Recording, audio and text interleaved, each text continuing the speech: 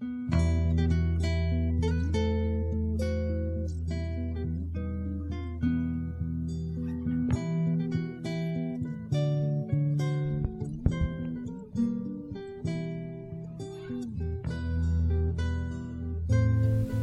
Ben and I are starting a new fan club, this is MuggleCast episode 245 for November 27th, 2011.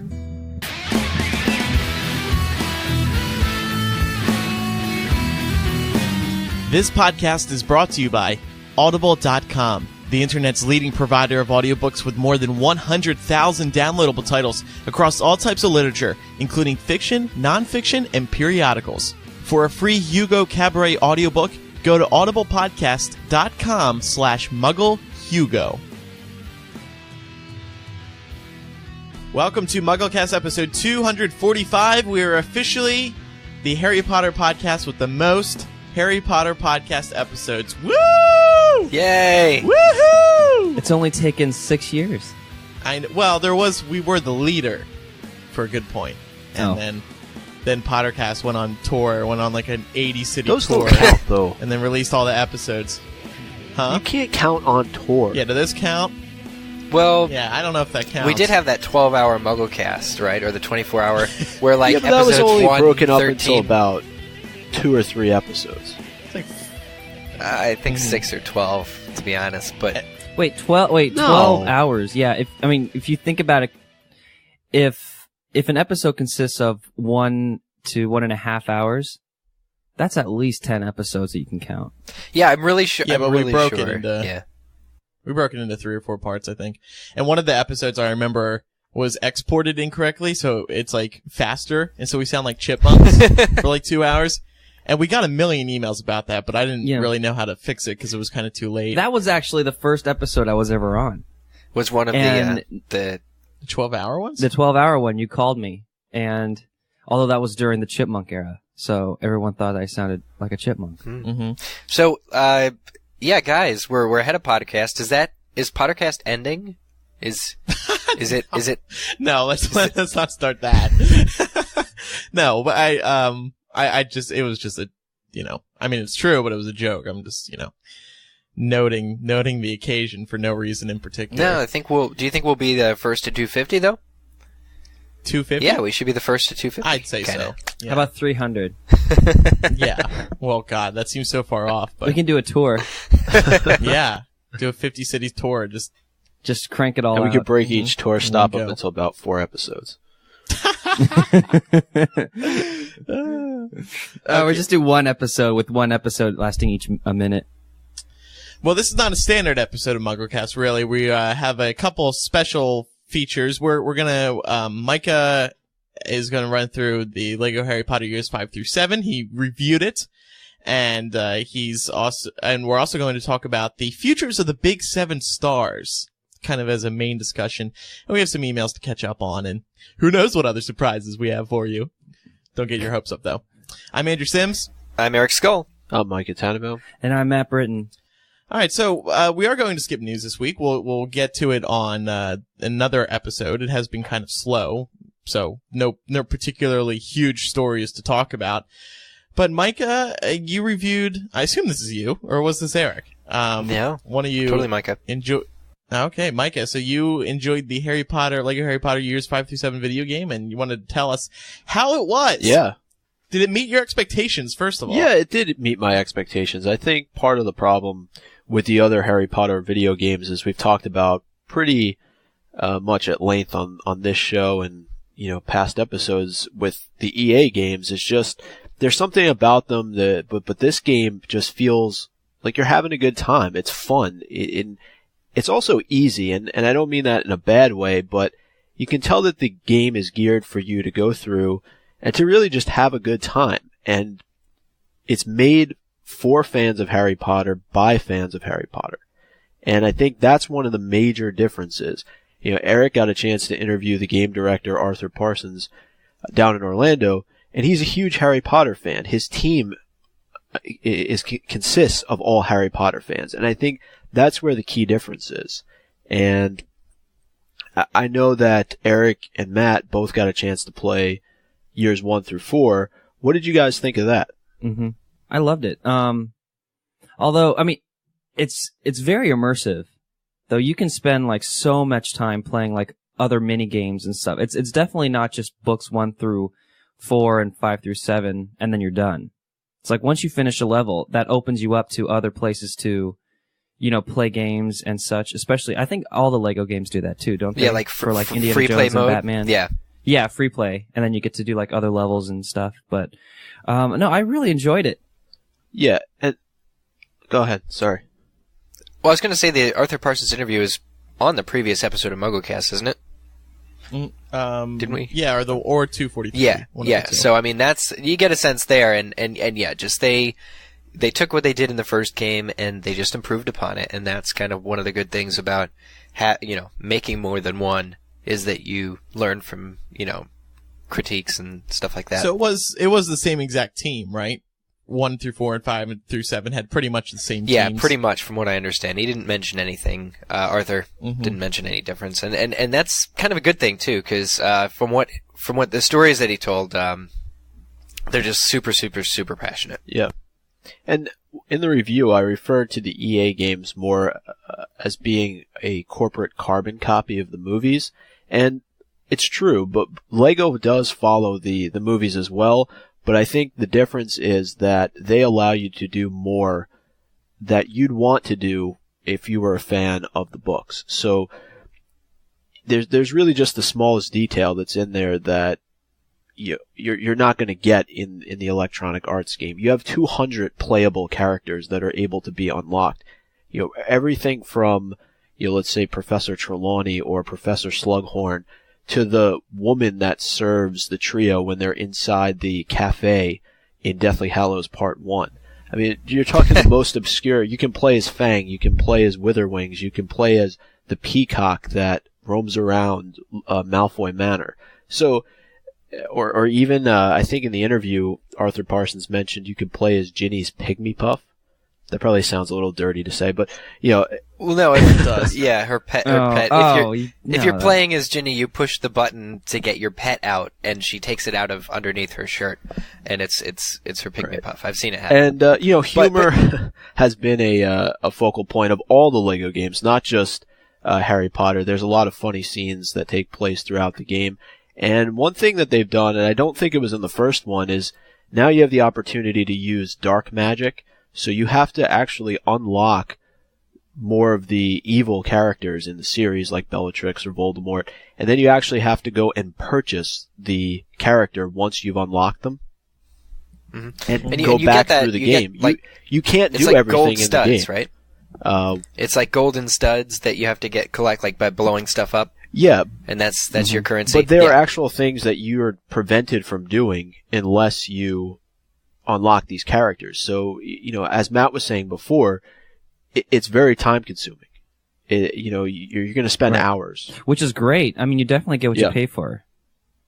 Now, on the other hand, I'm looking at the Deathly Hallows Part 2 game review, and it just bad ratings, just like the rest of them, really. I mean, this one got a 4.0 on GameSpot, and they say that they call it conceptually ridiculous, exceptionally tedious, incredibly short, 3 hours of gameplay, fails to capture the tension and excitement of the novels. In these games, the spells act like guns.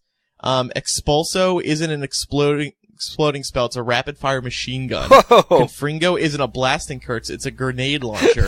Stupefy isn't a stunning spell, it's a pistol. Wow. And not like a physical gun. I mean, they're still holding wands, but that's the way the spells shoot. They're more like they're really more like first person shooters. And apparating is just like short distance moving around of like a field. It's just ridiculous. Wow. And see, the difference is in year 5 when you start out in this game, you don't have all your spells. You're very limited in your arsenal. But then your arsenal expands, just to a lot of the spells that you had in Lego Harry Potter's years 1 to 4, once you decide that you've had enough of Umbridge and how she's going about running Hogwarts. So it's like, once that change occurs, and it's a very inventive way to do it, and then all the rest of the spells that you learn, you have to learn from Professor Flitwick in Charms class. Mm-hmm. It's very good. And the more spells that you learn and accumulate, the more you can immerse yourself in doing other things. Absolutely. Too. So, Micah, you give this game a thumbs up, a recommendation? Yeah, I mean, yeah, exactly. It's just fun. I mean, that's what video games are supposed to be. I know the way you just described Deathly Hallows Part 2 from EA sounds like a what's the big game right now where everybody goes online and they're playing and blowing people up? Mission Warfare? Modern Warfare? Modern Warfare, yeah. Modern Warfare. So, there you go. I don't know. That's not how Harry Potter should be on a video game form. Maybe that's what they were trying to do, was trying to get that, maybe, that whole niche in the gaming community. Let's pause for a minute to remind you that this week's episode of MuggleCast is brought to you by Audible.com, the internet's leading provider of spoken audio entertainment, providing digital versions of tens of thousands of audiobooks for download to your computer, iPhone, Android phone, BlackBerry, and iPod. Listen whenever and wherever you want, just like the podcast you are listening to right now. Audible has more than 100,000 titles to choose from. Every genre, Audible has it covered. Today we have a special offer and a special promotional URL from Audible. Download the Hugo Cabaret audiobook free today and try Audible free for 30 days. Hear it before you see it in theaters. The reviews are astounding. It has a 97% on Rotten Tomatoes, which means it's fantastic. But MuggleCast listeners know that it's always great to read a book before you actually see it in theaters. For a free Hugo Cabaret audiobook, go to audiblepodcast.com/MuggleHugo. Again, it's a different URL this time. It's audiblepodcast.com/MuggleHugo. As we discussed at the beginning of the episode, or as I teased at the beginning of the episode, one of the things we wanted to talk about today is the futures of the Big 7 stars. And now, we say the Big 7 because you may remember at the Deathly Hallows world premiere this past summer, J.K. Rowling referred to the Big 7 stars, or / characters, Dan, Emma, Rupert, Ivana, Matt, Bonnie, and Tom. She characterized those as the Big 7. So today we wanted to talk about where their futures are, because obviously Harry Potter is over now, so what's next for each of them? And we'll start with Dan, the biggest of the Big 7, easily. And we all know he's done a really good job, I think, of moving on from Harry. And he started even before the franchise was over. Of course, he was in Equus in London and in New York. And then afterwards he went to How to Succeed, the musical on Broadway, still going on right now through the end of December. Then he is finished. And then he has a film in the can, which is coming out in February, called The Woman in Black. And then recently, and this is kind of a new news item, he heavily hinted, actually, he's quote-unquote very likely to take on a gay role in a film next year. So he'll portray a gay character. And he did not say at all who it would be. He just said it's a gay character. So he was promoting The Woman in Black, and he said this? Mm-hmm. Yeah, it may have been during that. I'm not sure. It's going to be the life story of Lance Bass. But, it's actually, I think it's a really good idea by Dan, because I think he's trying to go completely opposite of Harry in all ways. So the musical, Echoes, where he had to be nude, this gay role, The Woman in Black, it's a very creepy thriller. He's dressing up as a woman in black? No. He wants to. That's Halloween. No, but he does want to diversify. You need to get out of that shell, and I don't think anybody doubts that he can do it, because he has done it. But it'll just be very interesting to see him in, like you said, all sorts of different types of roles. And that will really give him the strongest, not only resume, but, for moving forward for a couple years from now. Yeah, I was going to say, I think he's the one who's probably the most likely, and he's already proven this, to test himself, to push the envelope a bit, to really challenge himself. And that's not to downplay any of the other actors or actresses that we're going to talk about. I just think that he's willing to take a risk. I think he's very excited to explore other roles, and he's definitely trying to hit every spot in the spectrum. And he's been asked a lot, would you take on another fantasy series? And I think he has said no. And I don't blame him, because you don't want to just be identified as a as someone in a fantasy series, and something like Harry Potter is so rare. I mean, he could star in the next Percy Jackson and it would just flop. Although a fantasy film could definitely benefit from him starring in it, I think. Well, any film can benefit from him starring in it. Yeah, I guess. I mean, The Woman in Black, I don't see that doing huge at the box office. Well, it'll do a lot more than it would have done if he didn't star in it. Mm-hmm. But do you guys? I seriously do not think that it's possible for Daniel Radcliffe to shed away from Harry Potter. Do you think that he still has that? Like, is he trying to not be remembered for Harry Potter? No, I don't think that's it at all. Other things too? And I think some of the special features, I think his conversation with J.K. Rowling, he said as much, like, he's not trying to get away from Harry Potter, but, because he'll always be grateful for the experience. He'll always take that experience that he's had working with all those people close to his heart. But, I think the other thing is that's not going to be the only thing in his life. He wants to have a He career. really wants to take what he has learned and apply it to other things, which is really cool. That makes sense. Yeah, that's cool. Let's talk now about Emma Watson. Micah, I know, is leading a new fan club. Never mind. Bad joke. So Emma Watson, she... Ben and I actually started it Oh, up. cool. I don't know where you're going with this. I don't know, like Emma, we know you can break free of Harry Potter, that sort of thing. I don't know. .com. So one big film that she's going to have next year in 2012 is Perks of Being a Wallflower. And this is based on a very popular book. And the book is interesting in that it's set up like a diary. And she's not the writer of the diary, but she plays one of the bigger characters. I'm in the middle of reading it right now. It's a really good book. There's a lot of anticipation around it, because there's a great fan base already there. The addition of Emma Watson in it, I think, is very beneficial to it. And yeah, so that's coming up. I think that'll be a great next move for her. And then also a film that's out now or out very shortly is My Week with Marilyn.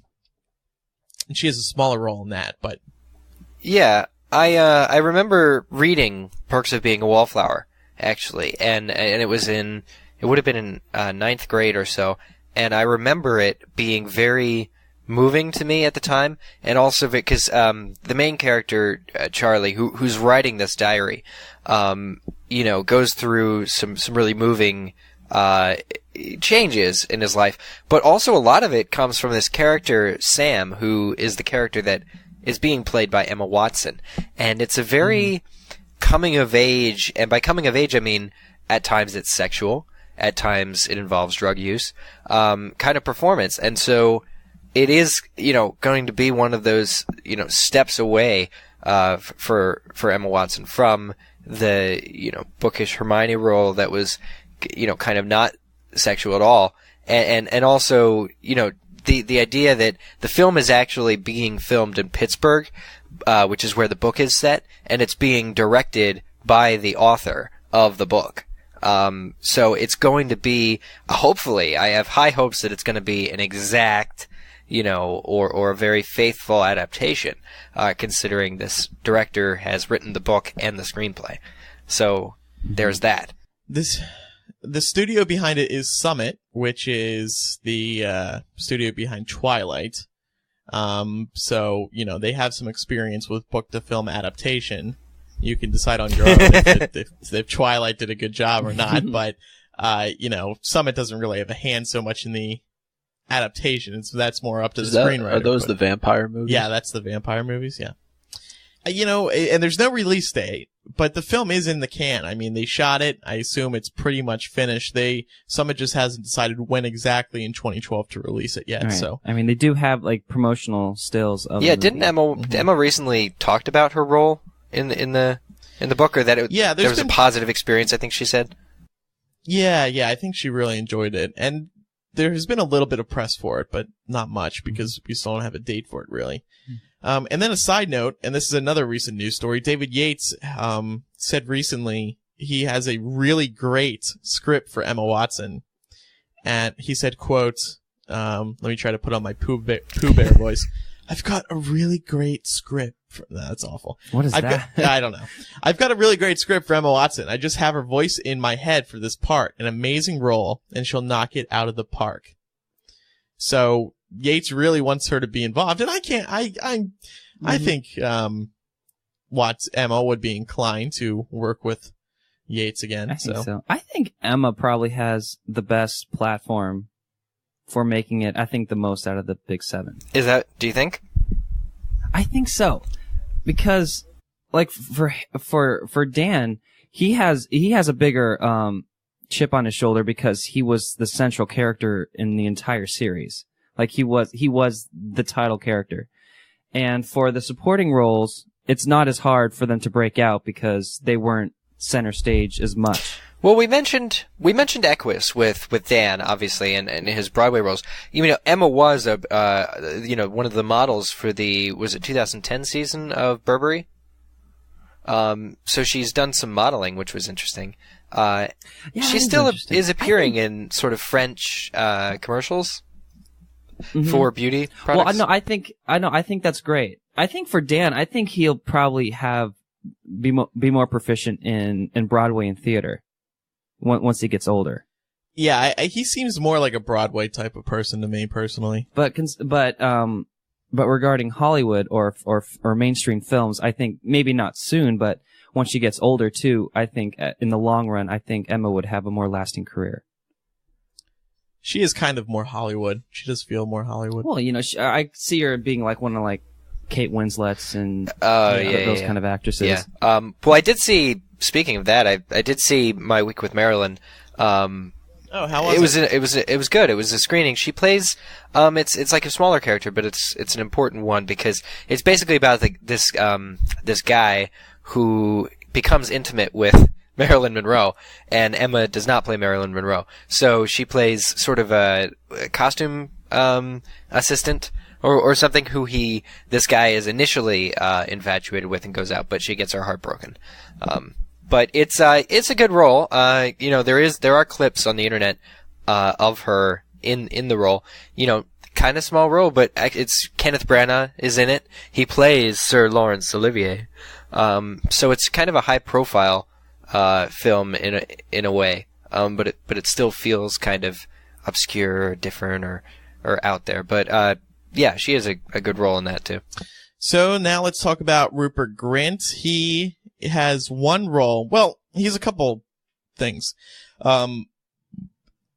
In 2013, he's a couple projects in 2013 and one in 2012. One in 2012 is called Into the White with Gunnar Robert Smith, and the two in 2013, at least the more interesting one, the larger one, appears to be Postman Pat the movie.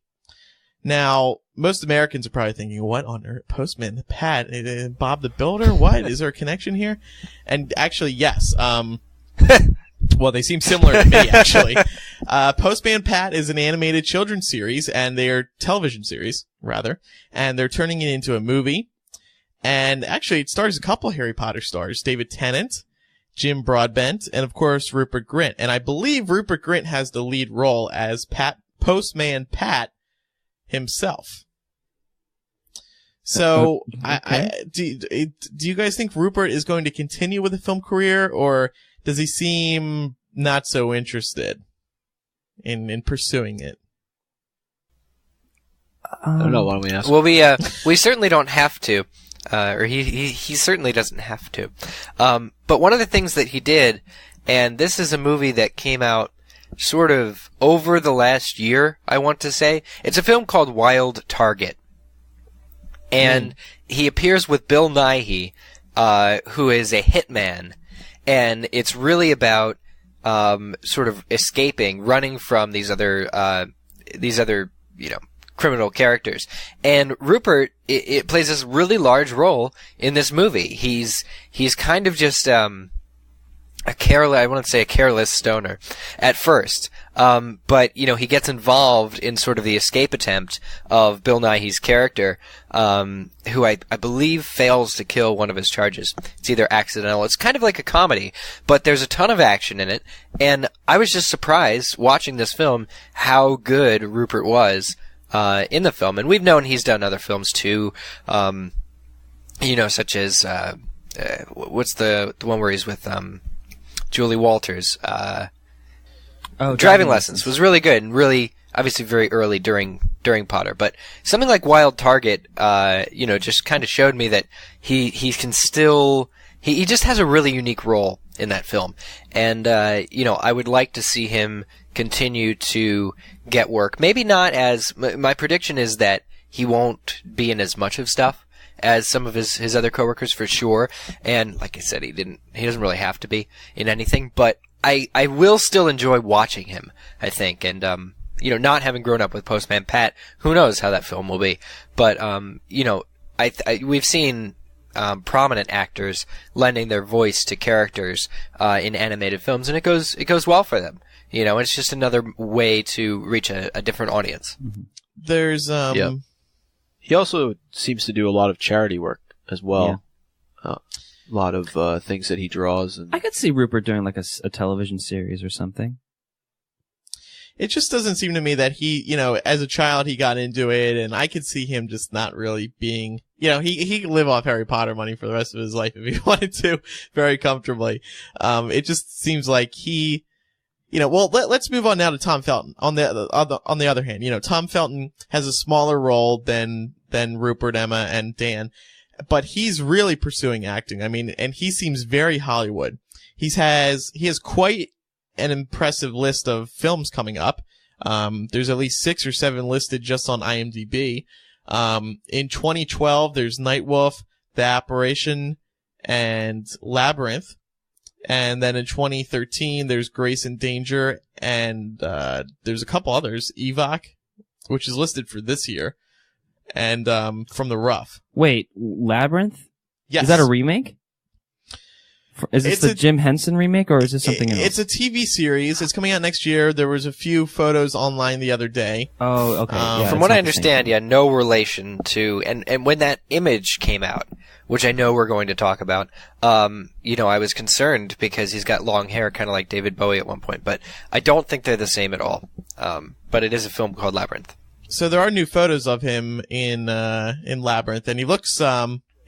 He's got he looks crazy. Long brown, sort of medieval looking, unshaven, bloody face, dirty.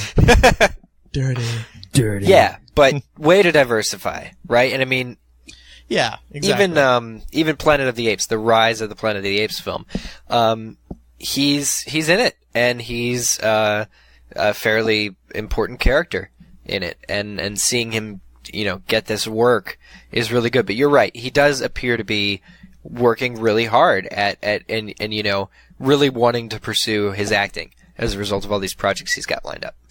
Well, he already had an acting career before Harry That's Potter. true. Too. That is true. Like his resume wasn't very big or anything, but he was actively in roles before Harry Potter was. Yeah, it just seems like he is very committed to making a big career for himself. And I know he's in LA quite frequently, having meetings, whatnot, about future films.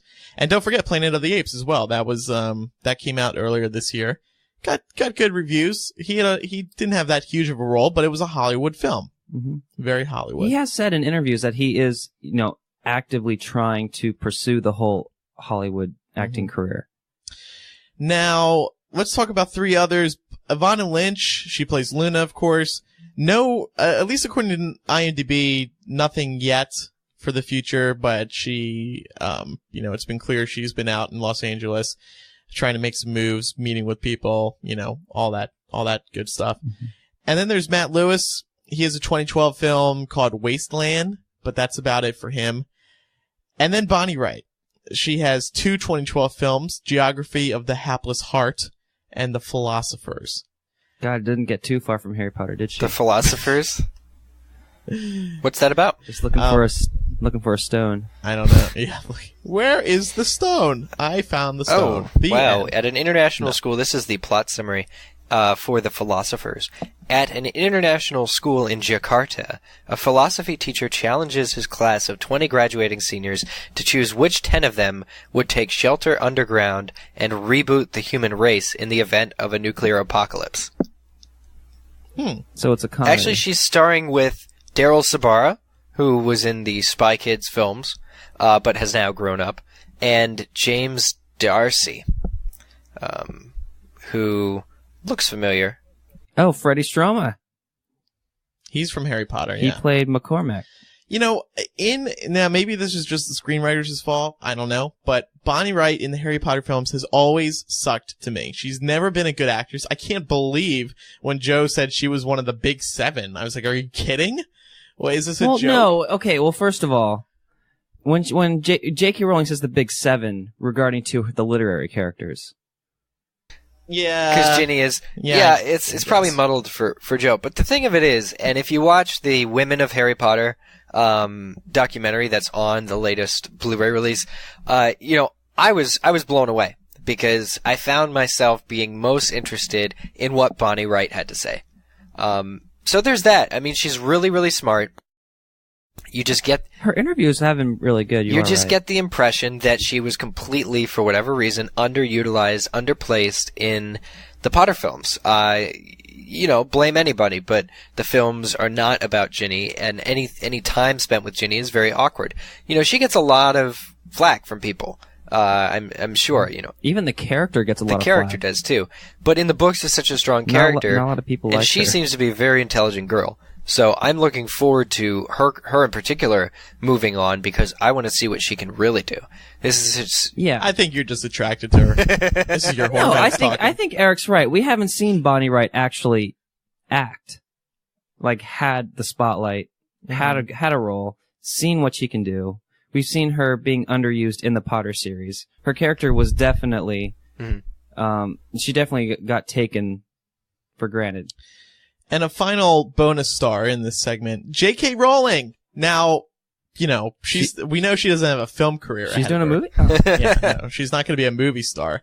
But it's been a while since we've talked about what's next for J.K. Rowling because we've kind of been distracted by Pottermore over the past few months. We haven't heard anything from her, though. You know, allegedly, what's been keeping her pen and paper, you know, pen and paper is my priority at the moment. I guess that ended up being Pottermore. But that was neither pen nor paper. It wasn't really pen or paper. Yeah, but it was a mouse. Well, you got to think she's still writing stuff for other books. But will we see? She's busy testifying. Yeah, well, that's for another day. But do you think she is going to release a new book in 2012 or 2013? Now that Pottermore is sort of going.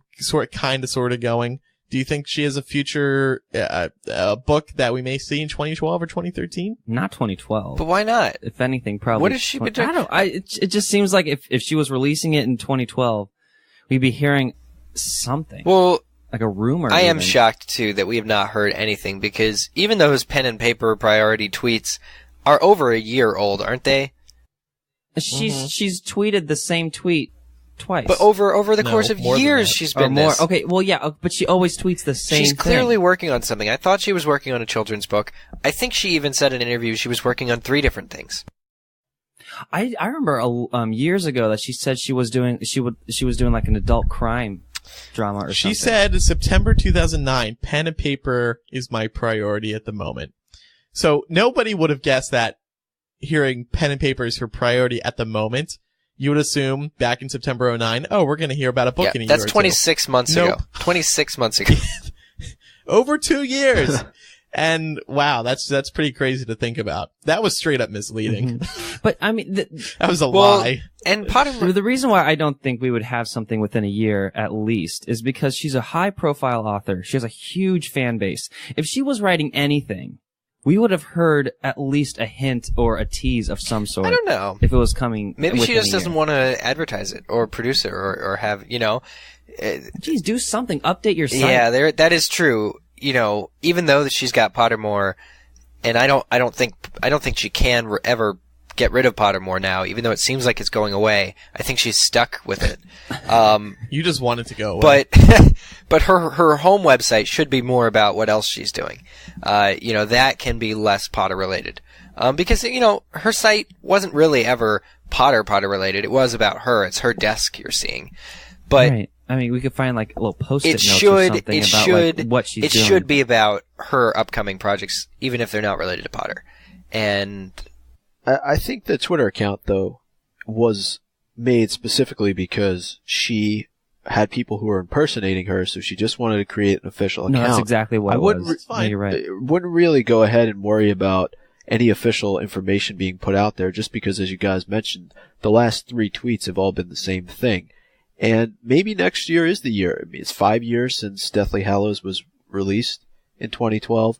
It's also going to be, 15 years since Sorcerer's Stone was released. So we're getting all these anniversaries obviously coming up. I can't believe it's going to be 5 years since Deathly Hallows was released. Oh, That's just God, scary. we're getting old. Yeah, we are. But I would like to see something new. I look what Matt was talking just about hear about just something before. new. I mean, we don't need something new. I think I'd be asking for too much if we get something within a year, but at least like some news of something. Just update your Twitter or update your site or just update I want us. to know what she's writing. And Beetle the Bard doesn't really count because wasn't most of that already written before Deathly Hallows? Yeah, it was just a short thing. Even an encyclopedia would be nice. So we asked people on Twitter, twitter.com/MuggleCast, who do you think has the most promising future of the stars and why?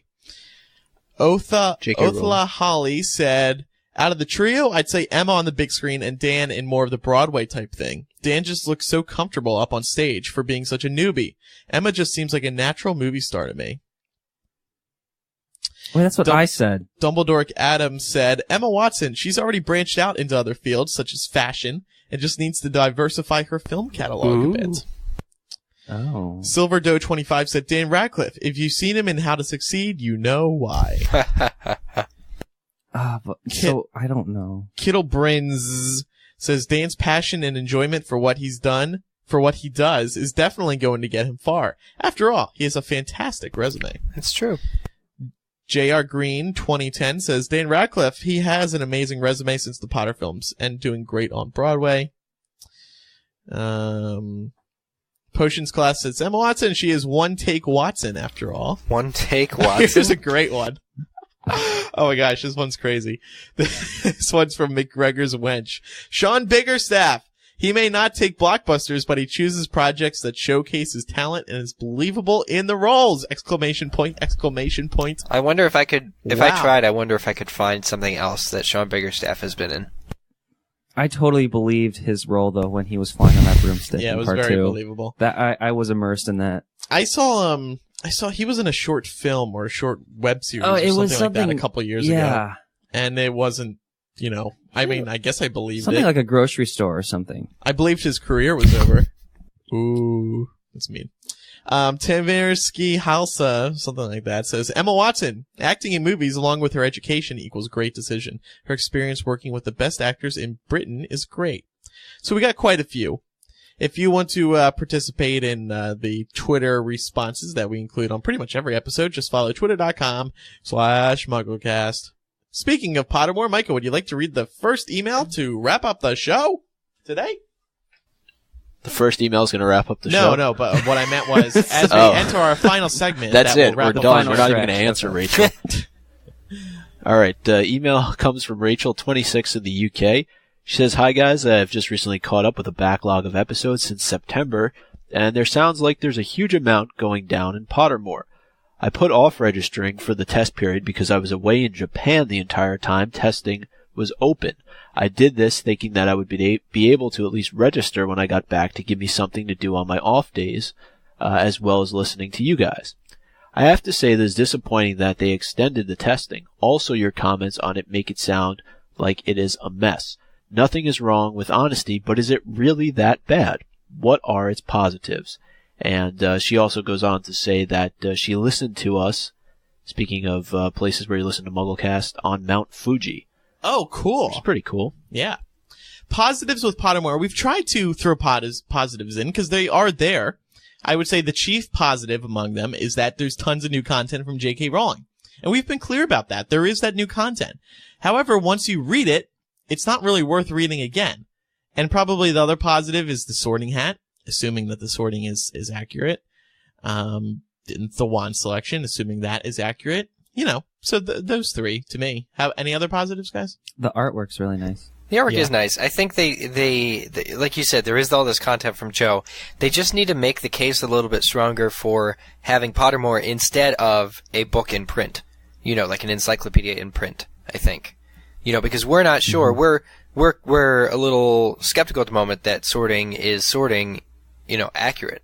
Or, and things like that. They just need to answer those questions, I think, and make it a little bit more, give us more of a reason to come back and enjoy and really appreciate what it is that they're doing online instead of saying, we would have rather had a book, for this encyclopedia. Because the content from Joe is great. It really, really, really, truly is. And I'm looking forward to seeing more of it. But, is this something that really needs to be on this Flash server always overloading program? Or would it really be better in a book? Well, I also think the other thing people need to keep in mind, too, is that they're going to keep releasing books over the next, I don't know how long it's going to be once, let's say, Chamber of Secrets comes out in early 2012.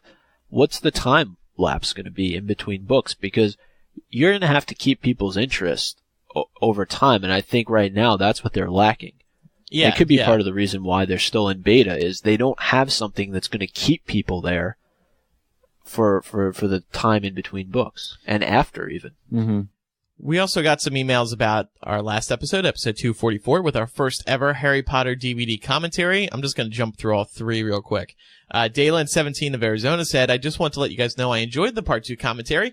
I learned so much and saw things that you pointed out that I would have otherwise not seen. It would make me really happy if you did that for all the movies. Now that we know future happenings, it would be cool to go back and point out things that occur later because of a specific scene or character.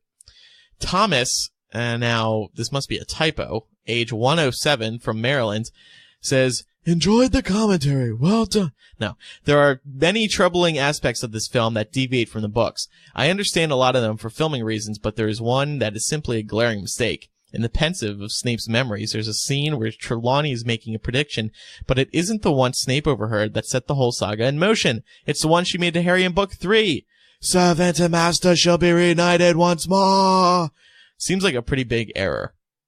What do you guys think about that? I didn't even notice. I didn't care. Is he right? Yeah, I saw her, but it's, and I don't know if you can hear Trelawney speaking, and if you can, that would be an error because it's obviously the wrong, prediction.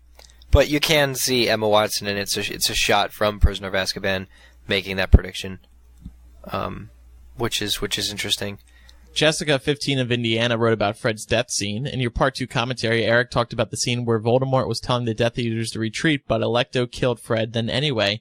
That actually was not Fred who she was fighting, but George. James commented on Twitter that it was him who was fighting her. Also, if you look at the earlier scene, George was wearing the same color jacket. So there's some proof. Okay, so the twins, what I thought was the twins' death scene was not as moving, not as moving as I hoped it was. So whatever. Okay. Yeah, I mean, it was really hard to tell. I mean, we just saw a Weasley twin there, like freaking out. I thought you guys noticed he didn't have an ear. No, that was not there. Mikey, you want to read the next email from Kaylin? Let's go with Kaylin. 15 of Maryland, and he or she says, just listen to the DVD commentary, loved it, made me laugh. Anyway, when you were talking about the lightning has struck, the boy says River, who is Lee. Lee never returns, and also wouldn't they say in this Royal or even Romulus? Just my thoughts. Okay, I guess that's referring to when... Who goes over to the radio to announce that Harry is back? That guy. We don't know, do we? I mean... Lightning... Is it just a random dude? I mean, maybe in the book this person is named, but I'm not sure. Yeah. Alright.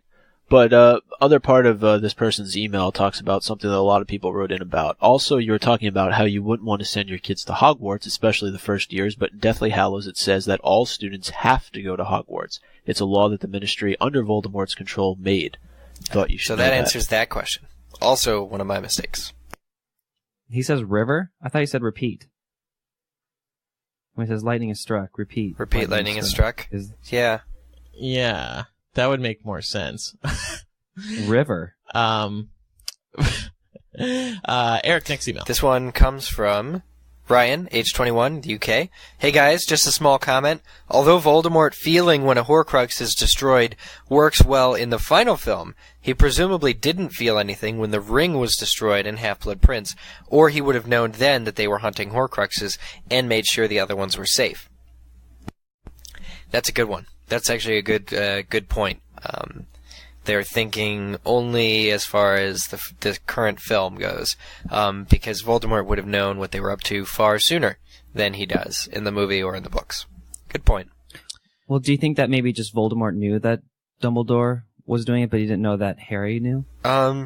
Well, no, I mean, I think even in Book 7, when Voldemort finds out, it's like the ground falling out from under him. And he only finds out, what is it, because he comes across, or he just goes to check on one of his old Horcruxes and it's not there, or something. So he has that flip-out moment and then immediately flies to Hogwarts. So, well, it seems obvious that the more Horcruxes are destroyed, the more he feels it. Maybe early on he just didn't feel it as much. Well, yeah, he doesn't feel it at all in the books, because he's not supposed to be close to. And you don't even see Voldemort being affected when the necklace gets destroyed. Right, he's super surprised that anybody found out his secret, and that's the real thing of it all. Is that if it had happened, if the movies were consistent and he felt, the destruction of, the other Horcruxes, like the ring, then he would have found out quite a bit sooner, and they wouldn't have had a chance to defeat him. Mm-hmm. Yeah, because he doesn't even find out until after they leave Gringotts. Vera 22 of Toronto, Ontario in Canada says, "Hey guys, love the Deathly Hallows Part 2 commentary. Added a fresh take to the DVD since it didn't have its own commentary. The only thing that I wanted to say was the fact that you guys were discrediting Geraldine Somerville. I know there were a lot of issues with the fact that Lily Evans as a little girl didn't have blue eyes, but if you look at a picture of Geraldine, she has very blue eyes, which are very similar in color to Dan Radcliffe's eyes. I think the fact that young Lily's eyes were brown was because the casting directors were focused mainly on getting a very cute red-headed girl to play Lily and forgot to take into account Lily's eye color matching Harry's. They did focus on it when casting Geraldine, and I just wanted to make that clear." Well, that's exactly the fact. Yeah, I completely agree with that. That's exactly what they did. It's not that that's a good idea. I feel like the eyes probably could have been, a focal point when they were casting. We got a few other emails about eye color can change when you grow up, so. Yeah, that's grasping. but we from did. Brown to blue, that's pretty dramatic change. We did get those emails. Alex 15 of Concord finally writes, "Hey, MuggleCast, long-time listener, first-time commenter. You guys can do first-time, long-time. That's a short abbreviation for that kind of thing. During episode 244, I was watching the movie along with your commentary and saw something that surprised me. When Harry shows himself to Snape in the Great Hall and McGonagall starts to duel him, it is Snape, not McGonagall, that knocks out the Carrows. If you watch closely, Snape counters McGonagall's spell, waves his wand behind his head, and that knocks out the Carrows." Well, that's... Yeah, I noticed that the last time I saw it. One of my friends told me about it, and it's true. He actually takes out the Carrows himself while he's dueling. Does it appear to be a conscious decision of his? It's once you see it, it is obvious that it's a conscious thing. Like because he wants to duel them out so he doesn't leave the Carrows to hurt anyone before he leaves. Oh, that could be true. It's awesome. Cool. Yeah, that is pretty cool. I was just gonna say on the other email, and I don't know if there's confusion. The one just before, Geraldine Somerville plays the older Lily Potter, not the younger one. Oh. Right? Yeah, Geraldine plays his mom. So that's what the email... His older It's mom. Ellie Darcy Alden that plays young Lily Potter. So I just want to make sure, because the way that Vera phrased it in this sounds like she's talking about the younger one. When they cast the first film, when they cast, Harry's mother, they did make sure that they paid more attention to the eyes. But when they cast the young Lily Potter in this film, they did not. Okay, so a couple show-related announcements before we wrap up. First, the transcript update, Micah? Yeah, I know we've been not as up-to-date as we'd like to be, but the two most recent episodes, 243 and 244, which includes Eric's interviews with Arthur Parsons, as well as some interviews from the Quidditch World Cup, and the more recent one being our DVD commentary, they will be available shortly, and shortly I mean by the end of the weekend here. Cool. And we're just going to work on getting all the others that we're missing in between up as soon as we possibly can. So very good. I don't know why you'd want to read along while you watch the movie. It might be a little bit more difficult to do that. Don't transcribe that one. Are you going to transcribe that one? No, they've already done it. Oh, wow. It's already been done. Oh, my goodness. Yeah, so... Well, that's great. Cool. Thank you, though. Yeah. I know we always, we don't always get a chance to thank everybody that does work so hard. Yeah. It really is. It really is a great resource for fans who are maybe hearing impaired or just want to prefer to read the transcripts. Yeah. And a little tease for what's coming up in December. We will have a standard show. We'll talk about news, maybe chapter by chapter, or, various fun segments. We haven't really planned it out yet. And then our year in review episode with the 3rd annual or 4th annual, I don't know which it is, MuggleCasties. And that's fun in that we give you a variety of categories to vote in, all Harry Potter related, and you tell us which one you think is the best of the year. Oh, it's that I wonder time, who's going up for the J.K. Rowling Award this year. Yes, I wonder. There's some competitors. There might be. Maybe Lev Grossman will get it. Okay, and the final reminder, you can visit MuggleCast.com for all the information you need about the show. Don't forget to subscribe and review us on iTunes. You can also follow us on Twitter, which is twitter.com/MuggleCast. Like us on Facebook, which is facebook.com/MuggleCast. And follow the fan Tumblr, which has recently had many contributions from Eric at MuggleCast.tumblr.com. I'm on to you, Eric. I was going through old hard drives, and I found, the original T-shirt image, and, yeah, they have a submit button on the MuggleCast Tumblr, so I thought I'd participate. It's fine. No, it's all good. It's all good. Lots of good stuff on there.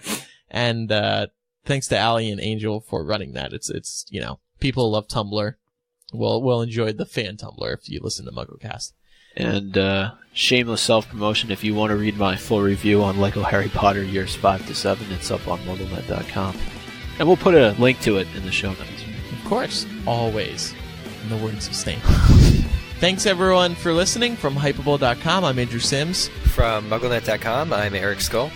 From MSNBC.com, I'm Mike Catanabel. From TMZ, I'm Matt Britton. And we'll see everybody next time for episode 246. Goodbye. Bye. Bye.